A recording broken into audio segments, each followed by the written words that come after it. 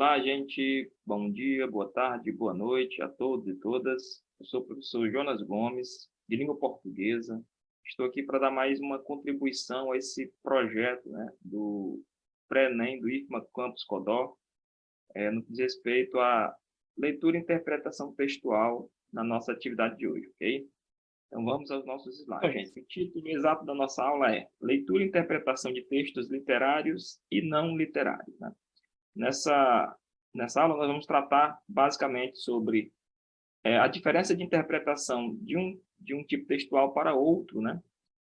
Veremos a questão dos tipos textuais e dos gêneros textuais, um pouquinho disso daí, a diferença entre esses textos literários e não literários, e vamos resolver algumas questõezinhas aí que têm textos literários e questões que têm textos não literários, ok? Então, num primeiro momento, nós vamos aqui esclarecer um pouco sobre a questão dos tipos e gêneros textuais. Os tipos textuais, nós vamos ter, basicamente, aqui os tipos descritivos, né? Os tipos textuais que nós podemos encontrar. São os tipos descritivos, os narrativos, os dissertativos, que são subdivididos em argumentativos e expositivos, né? Alguns autores trazem dissertativo, argumentativo, dissertativo, expositivo, ou apenas argumentativos ou expositivos, né? E temos também os textos disjuntivos ou instrucionais, ok? Bem, esses tipos textuais, né, de acordo com os estudos, eles são a base da construção dos gêneros textuais. Um gênero textual normalmente é feito a partir de alguns desses tipos textuais aqui. Então, por exemplo, um texto narrativo, como um conto, por exemplo, ele vai ser construído a partir dos elementos da narrativa, né? Mas também podemos ter nesse conto elementos descritivos, elementos expositivos, né? E até instrucionais. O que vai definir se aquele texto é narrativo é a predominância. O que predomina naquele texto ali? O predomínio dele é de narrativa, então aquele texto é narrativo. Se o predomínio dele são elementos argumentativos, então aquele texto vai ser argumentativo. Se a predominância ali é de instrução, aquele texto então vai ser instrucional, ok? Então, a partir dos tipos textuais, nós chegamos aos chamados gêneros textuais. E os gêneros textuais, né, vão ser subdivididos naquilo que a gente vai trabalhar agora, que são os gêneros que são literários e os gêneros não literários. Então, compreender a diferença entre essas duas formas textuais aqui, os literários e os não literários, pode nos ajudar bastante, né, na questão da interpretação textual, posto que a leitura de um texto literário é diferente da leitura de um texto não literário. A observação que se deve ter com relação aos sentidos, os significados ali presentes nos textos literários é diferente daquilo que a gente observa nos textos que são considerados não literários, né? Então, por exemplo, um poema, né, você observa que os poemas eles têm uma abertura maior de sentidos ali, de interpretações, assim como os contos, as novelas, ou seja, os textos literários são textos que a gente pode dizer abertos, né? E os textos não literários são textos mais fechados, né? Há uma busca ali para os textos não literários de um significado único, né? Buscando ali a clareza do texto e não fazer com que a pessoa tenha mais de um sentido para ele acompanhar aquele texto ali, né? Para ele compreender aquele texto. Então, a compreensão de um texto não literário normalmente deve ser apenas uma, né? Deve ter apenas uma interpretação. Lógico que é possível que se tenha texto que tenhamos mais de uma interpretação que seja não literário, é possível sim, né? Mas o elemento principal de um texto não literário é que ele não tenha ambiguidades, que não tenha mais de um sentido ali presente, ok? Então, um conceito básico que nós temos aí, né? Conceitos básicos, textos literários têm função principalmente estética, né?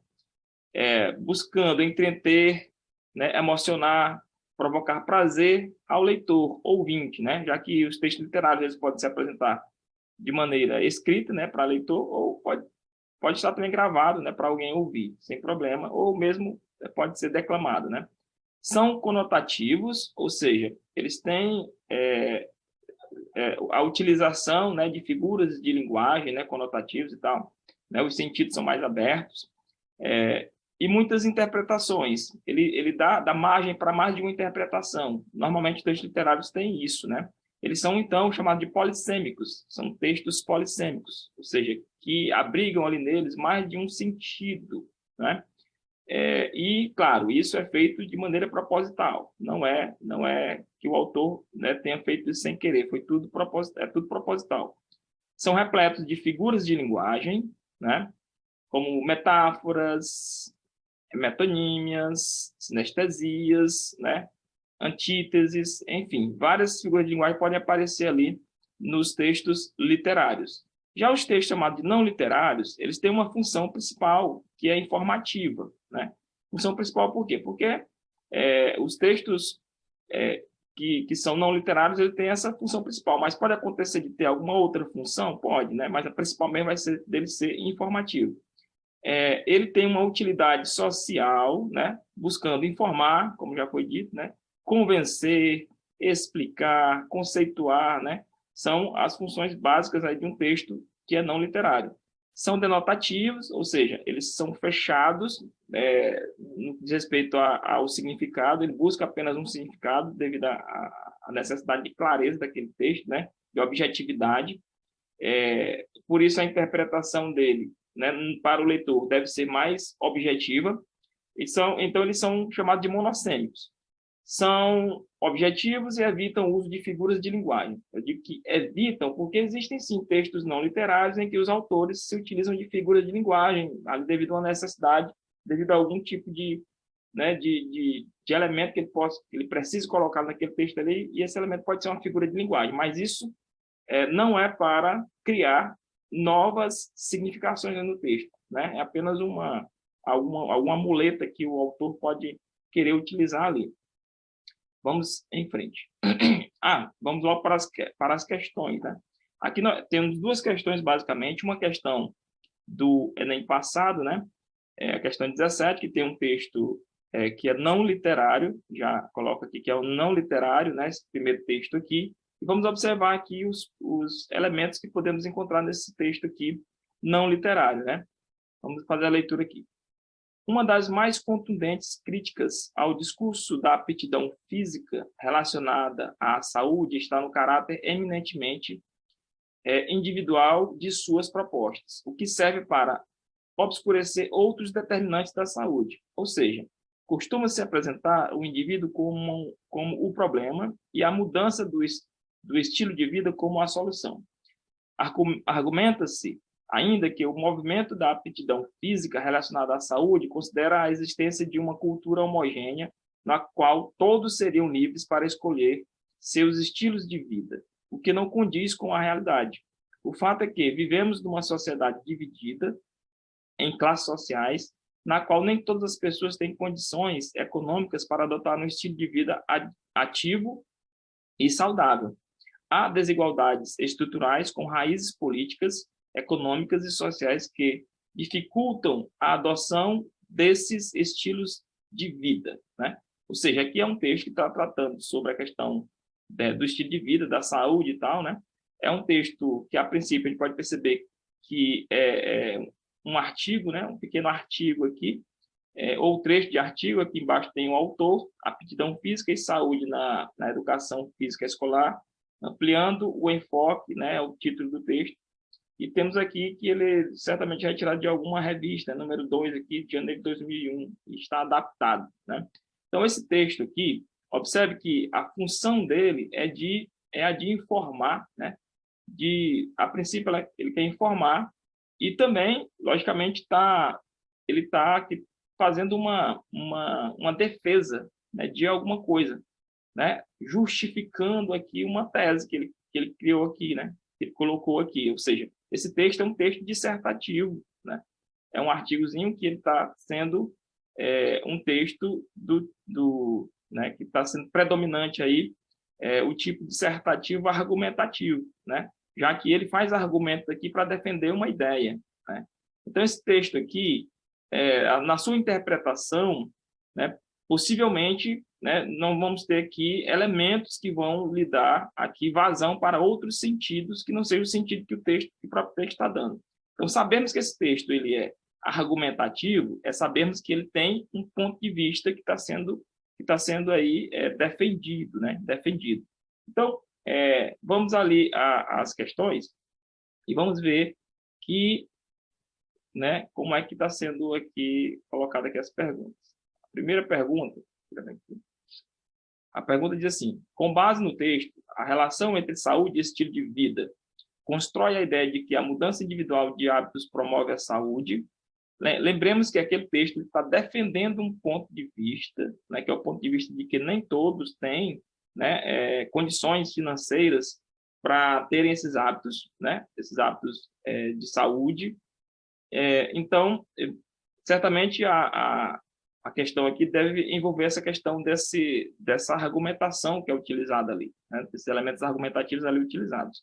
A letra B aqui considera a homogeneidade da escolha de hábitos saudáveis pelos indivíduos, né? Na verdade, lá ele está argumentando que não existe essa homogeneidade, né? Reforça a necessidade de solucionar os problemas de saúde da sociedade com a prática de exercícios. Na verdade, como ele está ali criticando a ideia de que a saúde ela deve ser igual, ela é igual para todos, né? Ele está na verdade criticando essa ideia de que na verdade nem todo mundo tem condições, né, financeiras de ter aqueles hábitos ali. Então, letra D, problematiza a organização social e seu impacto na mudança de hábitos dos indivíduos.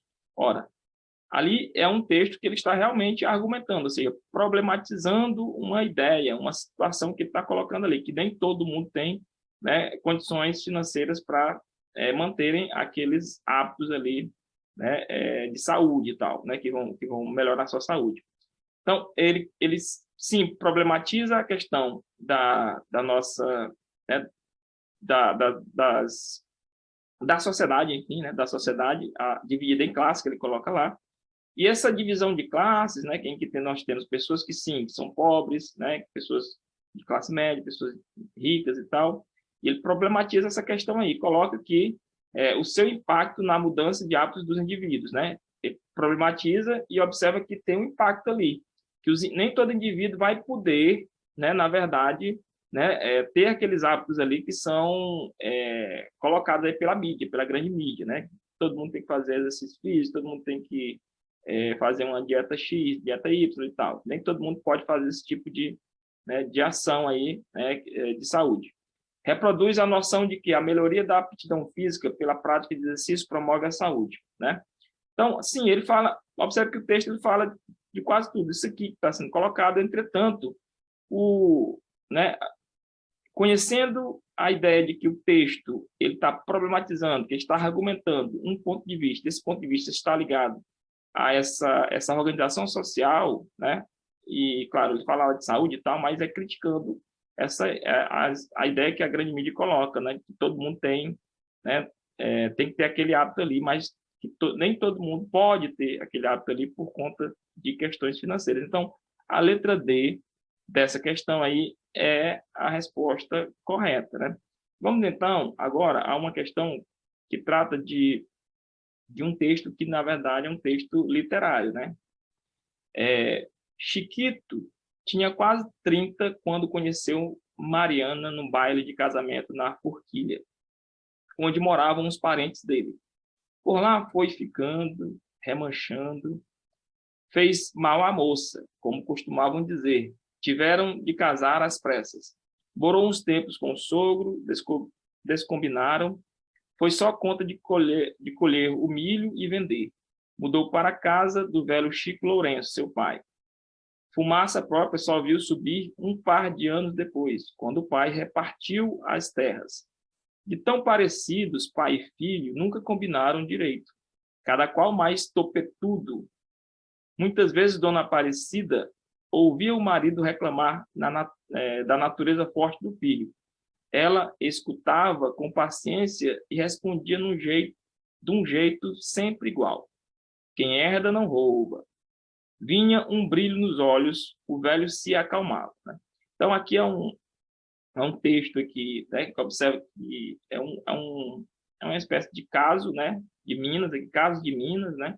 É um pequeno conto, né, que trata desses personagens aí, né, e que traz aí elementos, né, da cultura popular, né, e tal.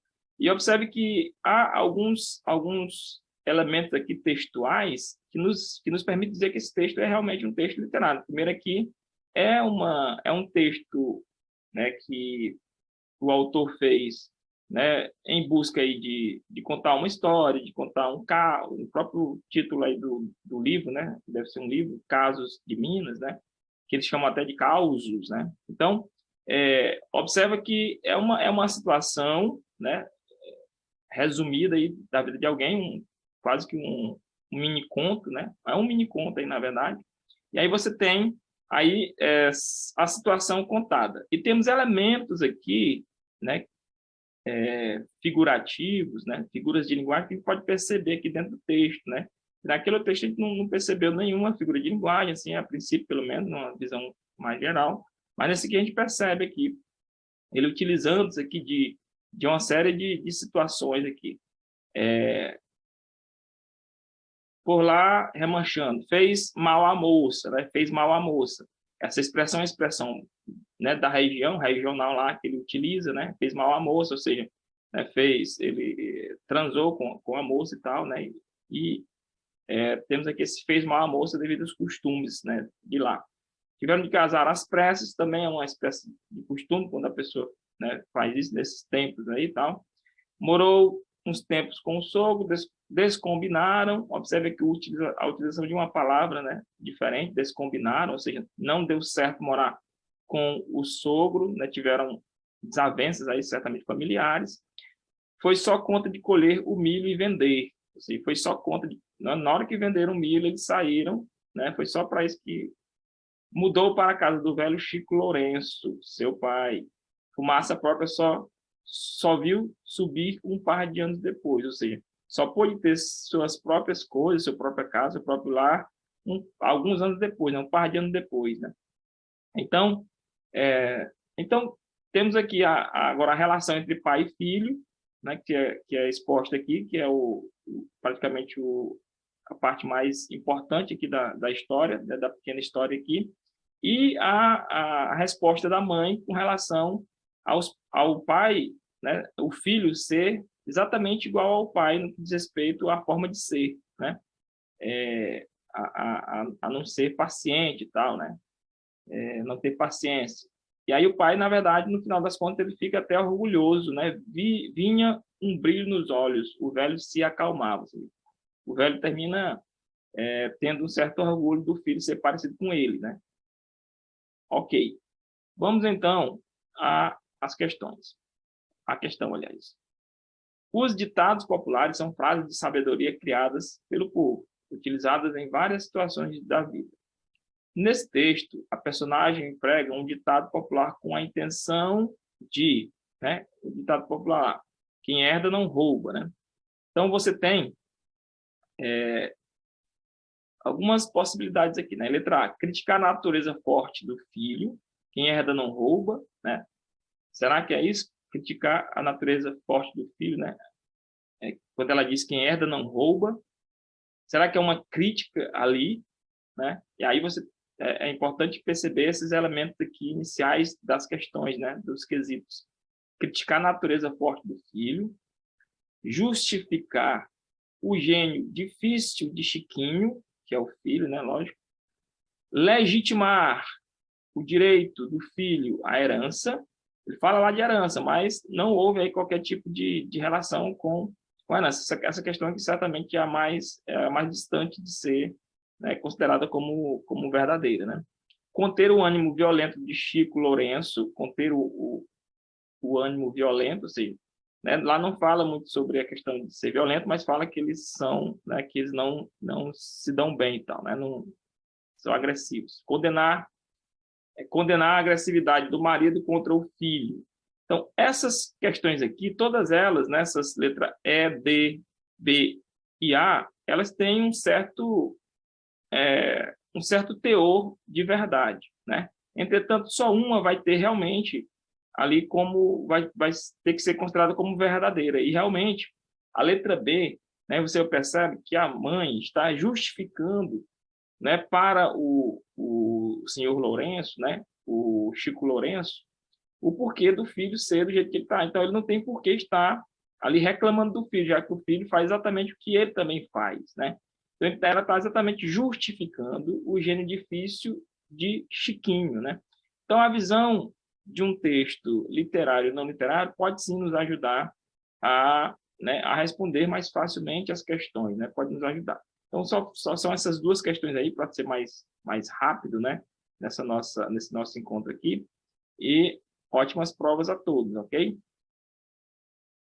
Tchau, tchau, gente.